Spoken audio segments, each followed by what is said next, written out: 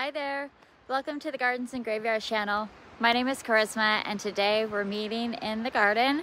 We are in the lower garden. It's a little bit windy today, so hopefully the sound isn't terrible. I'm standing a little bit close to the camera for that purpose. But today all we're doing is hooking up some hoses to sprinklers to irrigate the shady garden on timers, so we don't have to take as much time watering down here, hand watering, so that we can focus on some other things in the garden that would be more effective for our time. So a couple of weeks ago, Spencer installed a new hose link down here, right here behind me, and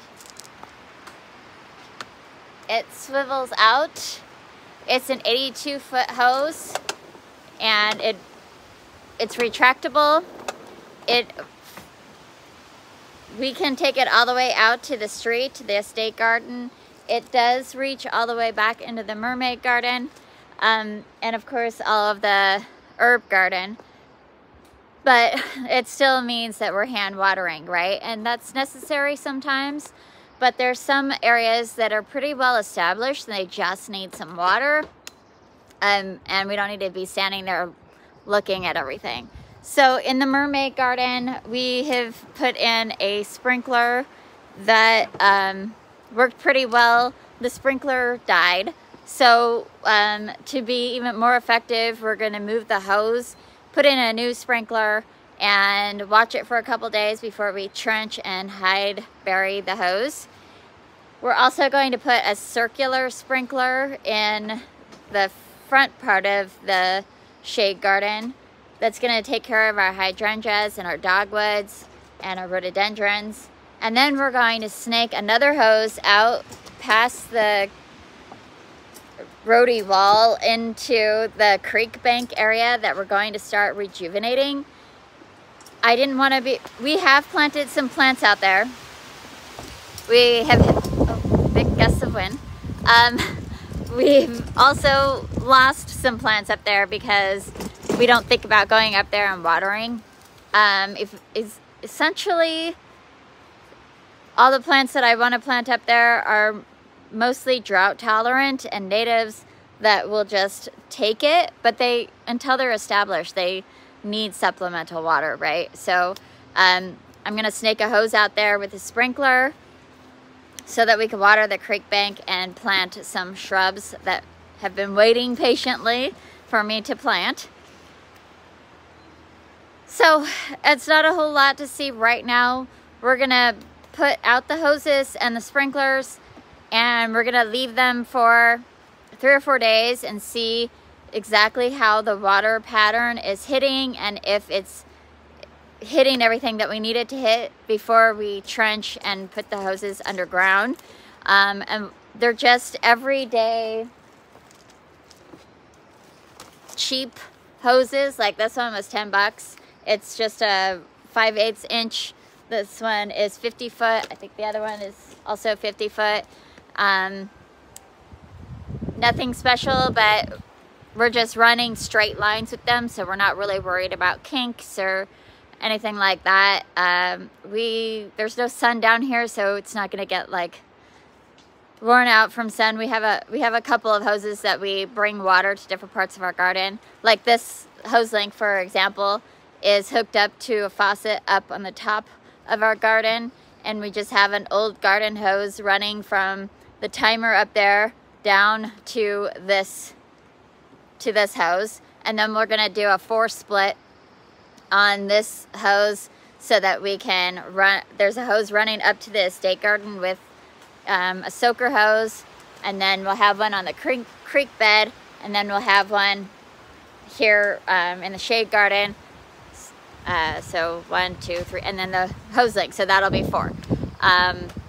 So yeah, we're just gonna do that, and then either in another video or after, if this video doesn't go out before we trench, I will share the trenching of the hoses with you on another day.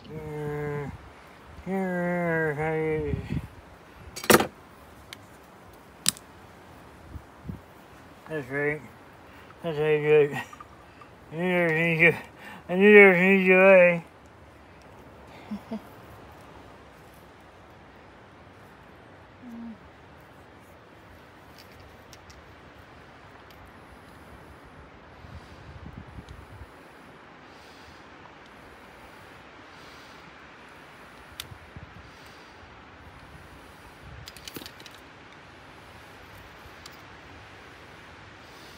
You're trying to get it. Want me to do it? Yeah, no.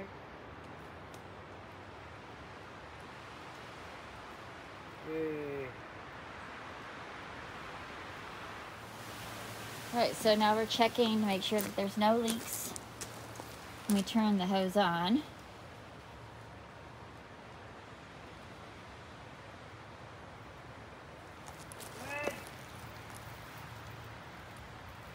There's a little leak in there.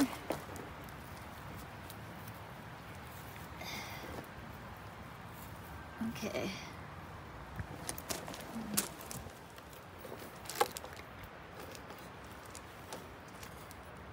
Be smarter. We get our next load of rock. Yeah, right. Inside of this. Exactly.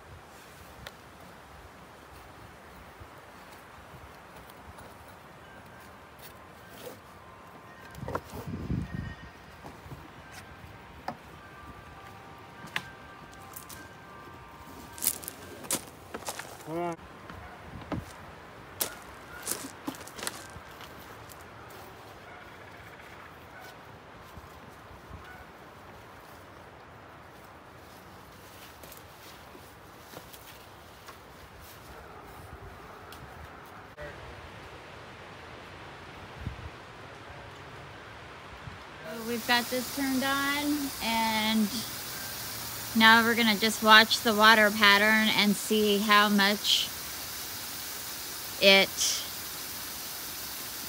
gets everything watered.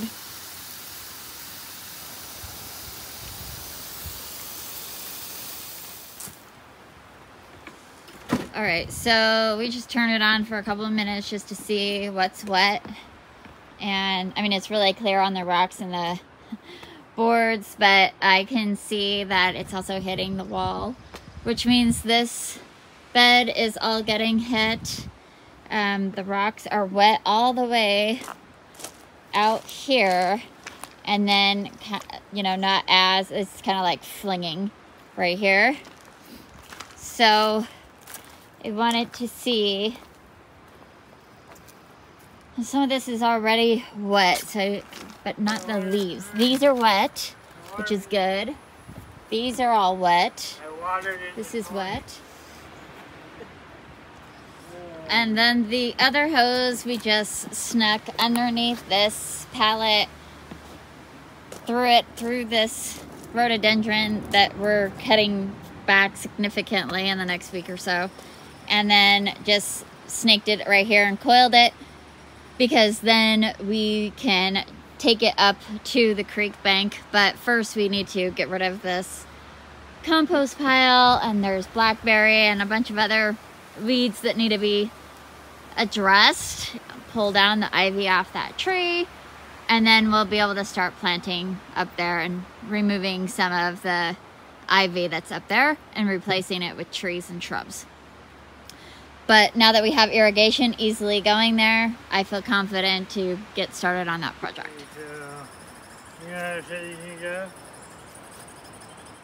Well, I was thinking kind of like here, so that it can go back a little bit. Right, and then I'll make some adjustments. Right. This is where the water comes out here. So then you just can move these little guys like this, and then if I did that, then it would go all the way around. You like move these out and move this. Oh wait, it goes the other way. Okay. So if this little, it's like a paper clip almost, but it has to go over here, and then move this. as I go. No, oh, I'm backwards. It goes on this side. Okay, so this will stop here. And that means this will stop there. So if I want it to go over further, I need to move this tab. So then the sprinkler stops here and goes around and it stops there. But I actually want this to come back a little bit further, so I'm going to move this tab this way. So now it goes back even further. And so now it has a fan, but it'll stop and it won't go all the way around. The other thing that you can do is it says max and min. You can determine how far and how much pressure this sprinkler has. You could also adjust the sprinkler pressure with this. So we're going to turn it on and see what needs to happen, and then we can make some adjustments. All right, so the sprinkler is right there, and I have it adjusted as a fan, so I'm going to stand behind the wall while Spencer goes upstairs and turns on the water, and we'll watch the pattern.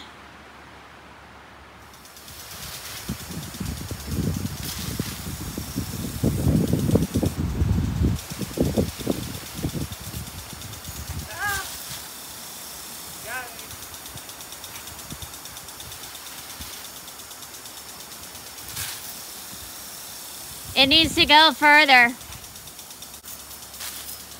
Take 2.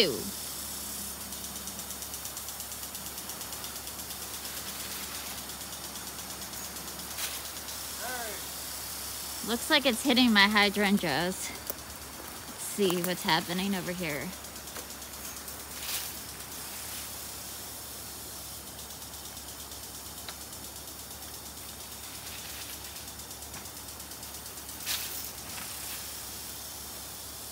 What's happening over here?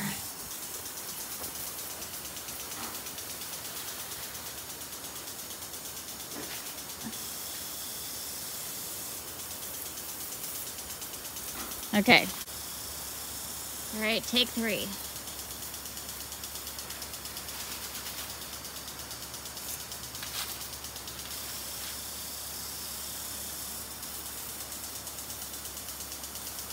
It's like going up too high. Ugh.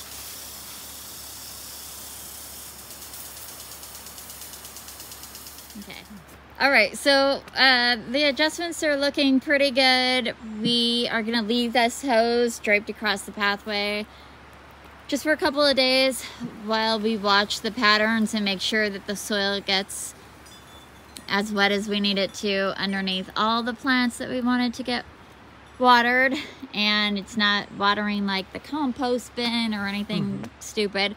So because our compost is in shade and it does not need to be watered. I know some people have to water their compost. We do not. Yeah, so same with the hose over there. We're just leaving it out until we watch the patterns and make sure everything's good, and then we can just do a little trenching and put the hoses underneath the ground. You may be wondering why we are using hoses and sprinklers rather than traditional irrigation. Well, one, it's a lot cheaper. I had 2 of those hoses on hand. I spent $10 on a new hose and $15 on a sprinkler, and I had the other sprinklers on hand. And it's windy again. So there's that. The other thing is this area we planted out without the idea of irrigation. So everything's kind of like, if we put drip irrigation down here, it would be all squirrely and weird and trying to get drip to everything because of the planting patterns, which isn't impossible to do. It's just kind of a pain once they're all established. And the soil down here stays pretty wet because we're in shade and the water table is actually quite high, which is why we have this pallet walkway and rock, because it's actually kind of muddy from like October to April-ish. So we don't have to run water on it very, very long, and then it's in shade. So it's actually, oh my goodness, it's just so windy right now. I don't like, can't see. You can't see what I can see, but the trees are making a lot of movement. What was I saying? Yeah, so it's all in shade, so it stays pretty moist, and we're not worried about. The other like benefit of drip irrigation is in sunny spots, it gets like down right on the soil, and it's like a slow, nice, beautiful drip into the root system, where and maybe you could experience like a lot of evaporation or runoff or that kind of thing. We're not worried about that here. We just need to, in the summertime, get supplemental water to the plants that are in here. Let's see. Everything in this part of the garden, in the mermaid garden, has been ran on a sprinkler this whole summer. We are not having any problems with like black spot or powdery mildew or anything like that, even on our roses. So, I mean, I have one rose suffering, but it's just in too much shade. I need to just move it. So yeah, that's kind of it about what's happening down here anyway. I'm looking forward to it. The other thing is we have all these hoses on a timer upstairs, so we could just turn on a timer, let these guys run while we water upstairs in the mornings, and then we don't have to, you know, worry about water so much. At this point in time, because we're developing the gardens down here, it's taking us close to 4 hours every day to water. So that's a little much. It's kind of like a part-time job, just watering our garden. And I would rather spend that time planting or designing new spaces in the garden, or just sitting and enjoying the garden, not watering. So that is kind of like my strategy right now, is trying to get as much things on automation as I possibly can, so I can continue just enjoying the garden a little bit more in different ways. Not that watering isn't peaceful, and I do hand fertilize everything, so I'm still got my eyes like on all the important things. But yeah, as any of you who have any kind of irrigation know, it's just so much simpler this way. So exciting. Like I said, if we trench before this video goes out, we'll just add it to the end of this video. And if we do it later, then we'll just include that in another video. But until that happens, I hope that you're celebrating your life. And I hope that you're having a beautiful summer. And we will see you in the next video. Bye.